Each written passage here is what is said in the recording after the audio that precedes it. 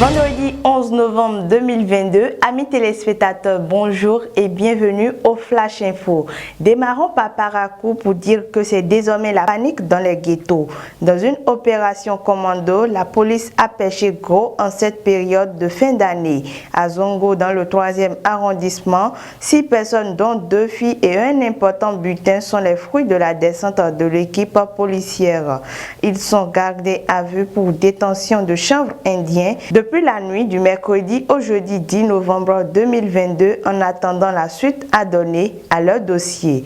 Toujours parlant de sécurité, le Bénin a été doté ce jeudi 10 novembre 2022 de 3 véhicules, 9 motos de matériel de lutte contre les stupéfiants, des équipements informatiques et de matériel de protection civile.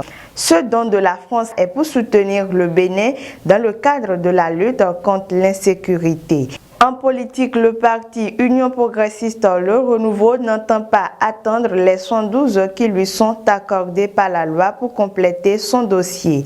Quelques heures seulement après les observations de la Sénat, une délégation du parti s'est rendue dans les locaux de l'institution pour compléter les quitus fiscaux manquant au dossier de déclaration de candidature. Si le bloc républicain n'a aucun souci, il faut dire que 5 autres partis, dont les démocrates, ont encore 112 pour se mettre au pas. Toutefois, la nouvelle force nationale est totalement écartée de la course. En justice, alors que le monde entier s'attend à la libération de Rekia Madougou, comme l'a exigé un organisme onusien, c'est plutôt l'homme d'affaires Bernard Godonou Kiki Sagbe, alias KGB, qui est enfin libre de ses mouvements.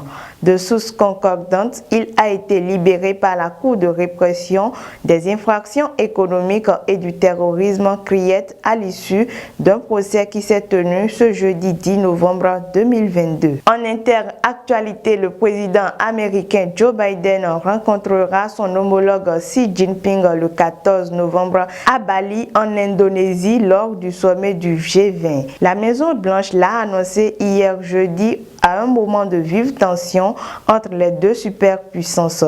Les deux dirigeants, dont ce sera la première rencontre en chair et en os depuis l'élection de Joe Biden, vont discuter de la façon de gérer de manière responsable la rivalité entre la Chine et les États-Unis, tout en essayant de travailler ensemble là où nos intérêts concorde. C'est ce qu'a fait savoir le porte-parole de la Maison-Blanche, Karine Jean-Pierre, dans un communiqué. Ainsi s'achève le Flash Info de ce jour.